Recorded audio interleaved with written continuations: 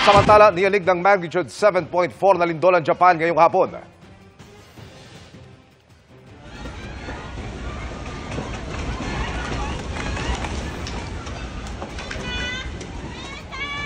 Sa mall na ito, agad nagtakbuhan ng mga tao habang naguhulugan ang mga paninda mula po sa istante.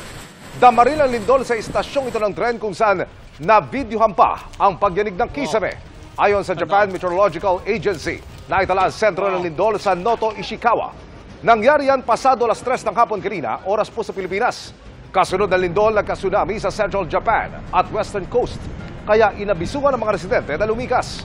May mga nawala ng supply ng kuryente at kinansela ang mga biyahe ng eroplano at tren.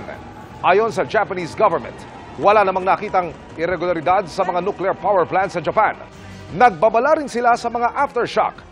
Kabilang sa mga nakaranas ng lindolang mag-inang Pilay na sina Ira at Zenaida na nagbabakasyon sa mga kaanak sa Kawasaki, Kanagawa, Ken. Ang Department of Migrant Workers inactivate na ang kanilang hotline para sa mga Pilipinong posibleng naapektuhan ng lindol. Sa tala ng Department of Foreign Affairs, mahigit 1,000 Pinoy ang nasa Ishikawa na sentro ng lindol. Nakontak na rin daw ang Filipino community roon at wala namang naiulat na anumang casualty.